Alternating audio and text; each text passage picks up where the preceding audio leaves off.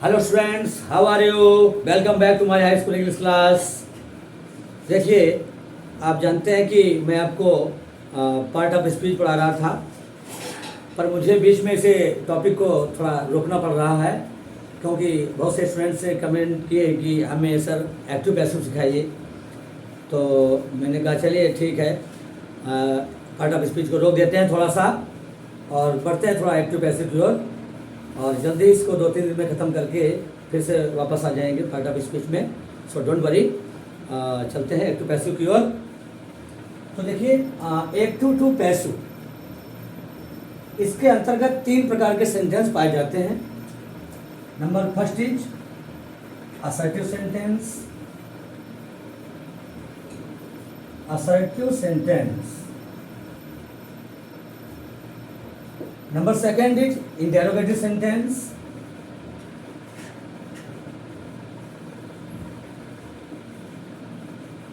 और number third is imperative sentence.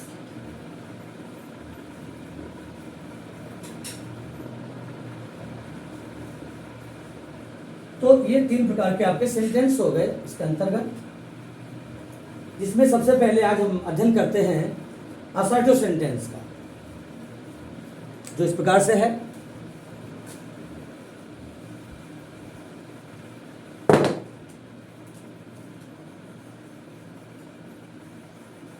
Assertive sentence.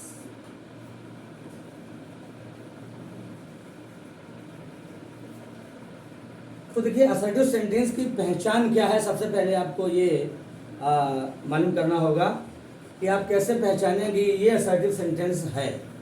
तो इसके लिए मैं बताता हूँ आपको। सेंटेंस किसी सब्जेक्ट से प्रारंभ होता है। सब्जेक्ट से प्रारंभ होता है, अर्थात हम कह सकते हैं कि एक्टिव का जो असर्टिव सेंटेंस होता है ये किसी सब्जेक्ट से प्रारंभ होता है और अंत में फुल स्टॉप लगा होता है। ये इसकी पहचान है। अब एक्टिव से पैसिव बनाने का रूल क्या है? देखिए, एक्टिव से पैसिव जब हम बनाते हैं तो सेंटेंस इसमें जस्ट अपोजिट हो जाता है, यानी उल्टा हो जाता है।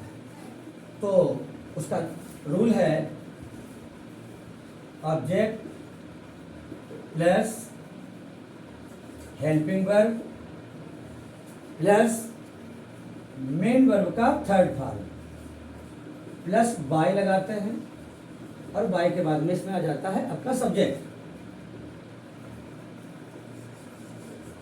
ये इसका रूल है एक्टिव से पैसिव के असर्टिव सेंटेंस का।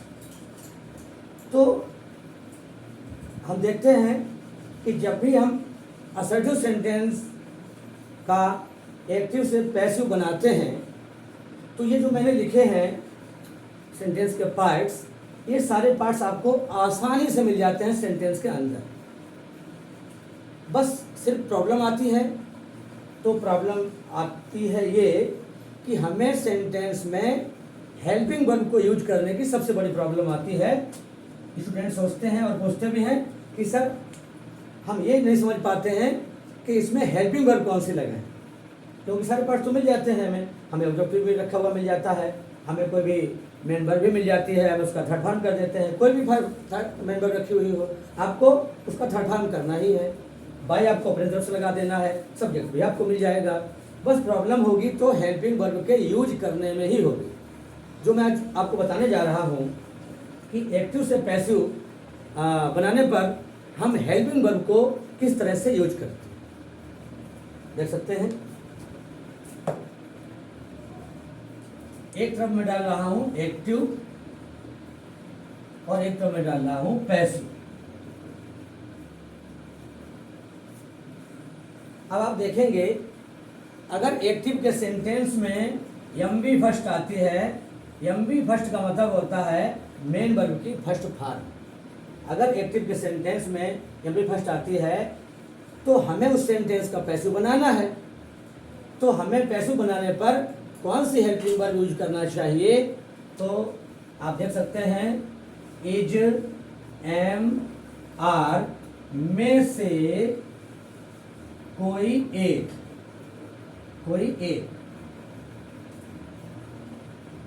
ऑब्जेक्ट के अनुसार। ऑब्जेक्ट अगर आपका सिंगुलर है तो इस लग जाएगा, ऑब्जेक्ट आपका प्लूरल है तो आर लग जाएगा, अगर मी से आई बना हुआ है तो एम लग जाएगा। इस प्रकार से देख सकते हैं नंबर 2 में अगर एम बी फर्स्ट में एस या एस लगा हुआ है और फिर आपको हेल्पिंग वर्ब लगाना है पैसिव में, तो क्या करेंगे आप?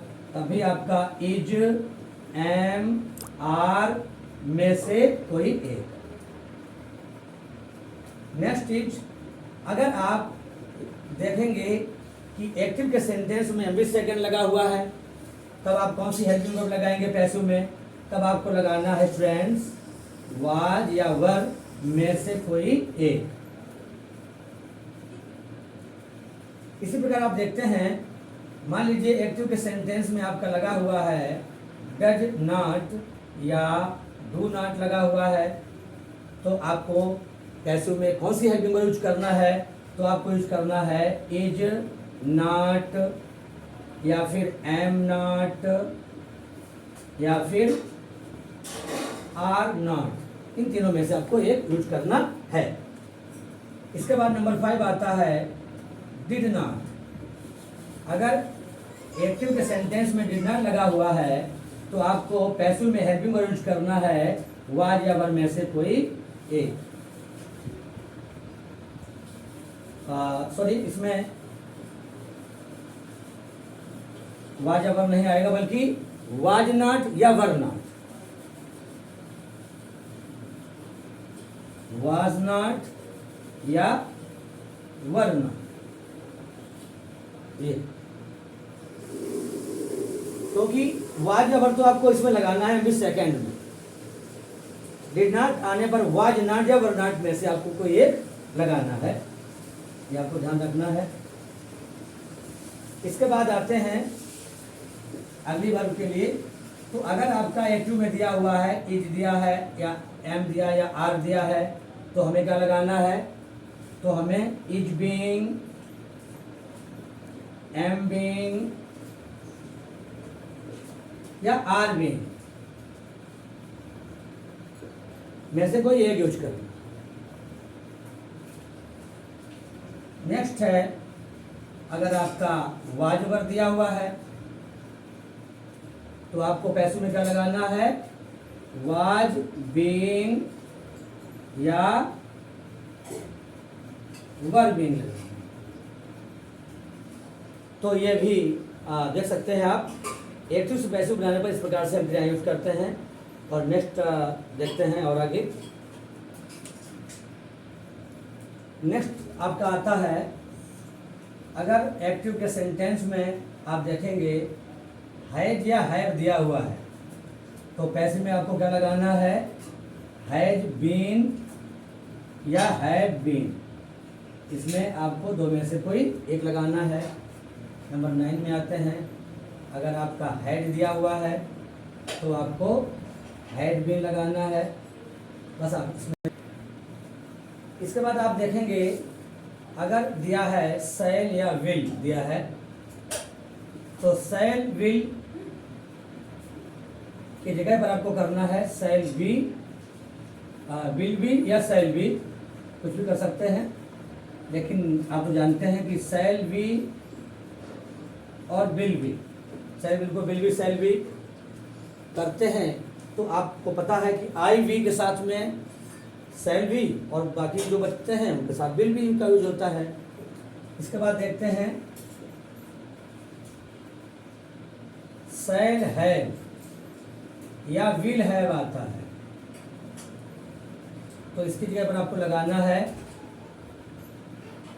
शैल हैव बीन या विल हैव बीन में से कोई एक लगाना है। अब इसके अलावा कुछ वर्ब्स ऐसे आते हैं मॉडल वर्ब्स, जिनमें आपको देखना है कि किस प्रकार से क्रियाओं का यूज होता है। जैसे कि आपकी कैन है, कभी कभी कैन आ जाता है तो आपको कैन में क्या करना है, बी जोड़ना है। आपका कुड आ जाता है तो आपका कैन का आपको कैन भी करना है, कैन का कैन भी करना है। कुड अगर आ जाता है तो कुड भी करना है।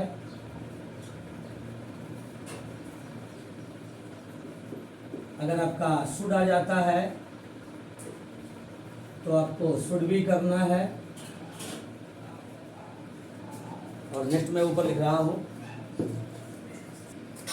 मान लीजिए आपका मे आता है तो आपको मे भी करना है। और अगर आपका मस्ट आता है तो आपको मस्ट भी करना है। ought to आता है, ought to कभी कभी आ जाता है तो आपको ought to भी करना है। तो इस प्रकार से क्रियाओं का हम यूज करते हैं। अब देखते हैं कि इनका हम यूज कैसे करते हैं। सेंटेंस आपको देते हैं और फिर बताते हैं इनको कैसे बनाते हैं, दो एग्जांपल देते हैं। बड़ी बात यह है कि आपको जो रूल बताया है उसका आपको ध्यान रखना है। इसके बाद में एक और इसमें महत्वपूर्ण बात आती है जिसको आप नोट के रूप में लिख सकते हैं कि पीछे का ऑब्जेक्ट हम उठा करके इसमें लाते हैं तो वो कैसे हमारा बन जाता है सेंटेंस का सब्जेक्ट। हालांकि वो होता ऑब्जेक्ट है लेकिन उसको जब हम उठा के रखते हैं तो उसको सब्जेक्ट के रूप में रखते हैं। जैसे मान लीजिए हम आगे से पीछे ले जाएंगे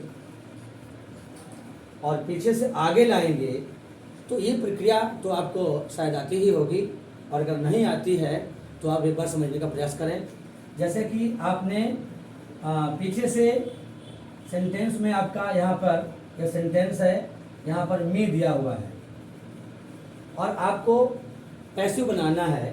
तो मी को जब हम बाहर इधर लाएंगे इस साइड में तो हमारा सब्जेक्ट ऑब्जेक्ट यहाँ पर रखेंगे तो वो क्या बन जाएगा, आई बन जाएगा। इसी प्रकार से अगर हमारा यहाँ पर हिम रखा हुआ है और उसको हम पैसिव बनाएंगे, हिम को हम बाहर लाएंगे तो हमारा क्या होगा, ही बन जाएगा। इसी प्रकार से आप देखेंगे यहाँ हमारा हर रखा हुआ है और हर को हम बाहर लाएंगे पैसिव बनाने के लिए तो हमारा क्या बन जाएगा, सी बन जाएगा। इसी प्रकार से अगर आप देखेंगे कि हमारा यहाँ पर अस रखा हुआ है और हमें उसका पैसिव बनाना है तो हम उसको अस को जब बाहर लाएंगे तो हम क्या यूज करेंगे, वी यूज करेंगे। एक और देख सकते हैं, अगर पीछे आपका रखा हुआ है देम और आपको पैसिव बनाना है तो उसको हम आगे शुरू करेंगे पैसिव बनाने के लिए तो हम लोग क्या यूज करेंगे, दे यूज करेंगे। कुल मिला के पीछे ऑब्जेक्ट को निकाल के जब हम बाहर लाएंगे तो उनको इस प्रकार से यूज करेंगे। मी रखा है तो आई हो जाएगा, हिम रखा है तो ही हो जाएगा, हर रखा है तो सी हो जाएगा, अस रखा है तो वी हो जाएगा, देम रखा है तो दे हो जाएगा। इस प्रकार से पीछे से आगे की ओर हम लाते हैं। इसके बाद उसी प्रकार से जब हम आगे सेंटेंस का जो सब्जेक्ट होता है शब्द को हम पीछे ले जाएंगे तब हमारा कैसे चेंज होगा, आप देख सकते हैं। जब आगे से पीछे की ओर ले जाते हैं तो अगर आप देखेंगे कि पीछे आई रखा है, हमें इधर पीछे ले जाना है तो आई का मी हो जाता है। आगे ही रखा है तो ही को हम ले जाएंगे तो ही का हिम हो जाता है। और इसमें जाकर के हम लोग क्या करते हैं, मी को ले जाएंगे तो बाई मी क्या हो जाता है, बाई मी। ये हो जाता है बाई हिम, ऐसे हो जाता है। अगर यहाँ सी रखा हुआ है, सी को ले जाएंगे तो क्या हो जाता है, हर। तो हम लोग जो पैसे में यूज करते हैं तो क्या हो जाता है, बाई हर, ऐसे हो जाता है। और इसी प्रकार से अगर यहाँ पर वी रखा हुआ है तो वी का अस हो जाता है, पैसे हम लोग यूज करते हैं बाई अस यूज करते हैं। यहाँ पर दे रखा हुआ है तो दे का देम हो जाता है, पैसे हम लोग क्या यूज करते हैं बाई देम। तो इस प्रकार से आगे के सब्जेक्ट को हम पीछे इस प्रकार से ले जाते हैं, एक्टिव से पैसिव। अब आप देखेंगे कि एक्टिव से पैसिव सेंटेंस बनाते हैं और इनकी जो क्रियाएं यूज करते हैं वो किस तरह से यूज करते हैं, देख सकते हैं आप। मैं 2 एग्जांपल दे करके अभी आपको समझा रहा हूँ। बस आपको केवल जो रूल होता है ये रूल याद रखना है। Object plus helping verb plus main verb की थर्ड फॉर्म प्लस बाई और बाई के बाद में सब्जेक्ट, इसको आपको याद रखना है। मैं एग्जांपल आपको देता हूं, जैसे लिखा हुआ है दे बिलीव मी। ये सेंटेंस हमारा एक्टिव का है, इसे पैसिव बनाना है। तो सबसे पहले आप देखेंगे क्या है, ये ऑब्जेक्ट है, ये मी को बाहर लाएंगे जैसा मैंने आपको बताया था अभी। तो मी को बाहर लाएंगे तो क्या हो जाएगा आई हो जाएगा। यहाँ पर देखिए हेल्पिंग वर्ब लगी हुई है और हेल्पिंग वर्ब को कौन सी लगानी है ये आपकी सेंटेंस में दी गई मेन वर्ब निश्चित करती है। तो आप देखेंगे कि बिलीव आपका क्या है, ये एम बी फर्स्ट है ये, और मैं आपको पहले बता चुका हूँ एम बी फर्स्ट आने पर इज एम आर में से कोई एक लगाते हैं। तो आप जान सकते हैं कि आई के साथ क्या लगना चाहिए, एम लगना चाहिए। इसके बाद इस रूल में देखेंगे एम बी थर्ड दिया हुआ है तो बिलीव का थर्ड फॉर्म क्या हो जाएगा बिलीव्ड हो जाएगा। इसके बाद बाई को लगाना है आपको अपनी तरफ से, और इसके बाद में सब्जेक्ट देखो पीछे ले जाएंगे तो यहाँ पर आपका क्या हो जाएगा देम हो जाएगा। तो ये आपका ये एग्जाम्पल था। और दूसरा एग्जाम्पल मैं आपको देने जा रहा हूँ, उसको समझ करके आप सेंटेंस बनाएं और जो भी आपको प्रॉब्लम आएगी मैं आपको फिर से समझाने का प्रयास करूँगा। जैसे मैं एग्जाम्पल और लिख रहा हूँ, he is selling mangoes, he is selling mangoes. अब देखिए इसी रूल से बनाएंगे सारे सेंटेंस। तो ऑब्जेक्ट आपका क्या आ गया मैंगोज, मैंगोज आ चुका है। आपको हेल्पिंग वर्ब कौन सी लगानी है, यहाँ पर इज दिया हुआ है, आप देख सकते हैं हमने फार्मूला क्या दिया है, इज एम आर के साथ में बीइंग जुड़ता है जैसा कि आप जानते हैं, और इज बीइंग लगना है, एम बीइंग लगना, आर बीइंग लगना, वो आपका बताएगा। ऑब्जेक्ट देखिए आपका बहुवचन है तो आप जान सकते हैं कि यहाँ पर लगना चाहिए आर बीइंग, आर बीइंग। इसके बाद आप देख सकते हैं थर्ड फॉर्म, सेलिंग की थर्ड फॉर्म हो जाएगी आपकी सोल्ड। इसके बाद आप लगा देंगे बाई, और बाई के बाद आप देखेंगे ही को पीछे ले जाएंगे तो क्या हो जाएगा हिम। तो आपका ये हो गया mangoes are being sold by him. इस प्रकार से क्रियाएं इसमें यूज करते हैं, और जो भी मैंने आपको क्रियाएं बताई हैं उसी हिसाब से आप यूज करिए, निश्चय ही आपको आ जाएगा। और ये आपका असर्टिव सेंटेंस हो गया है, और जल्द ही आपको मैं इंट्रोगेटिव सेंटेंस देने वाला हूँ। तब तक के लिए धन्यवाद, और आपसे बहुत बहुत ये निवेदन करता हूँ कि ज़्यादा से ज़्यादा संख्या में आप लोग सब्सक्राइब करें, लाइक करें, शेयर करें, कमेंट करें, और अभी तक जिन लोगों ने चैनल को सब्सक्राइब नहीं किया है तो ज़रूर करें। आपके लिए मैं जल्दी से जल्दी एक नया टॉपिक लाने वाला हूँ। Thank you so much.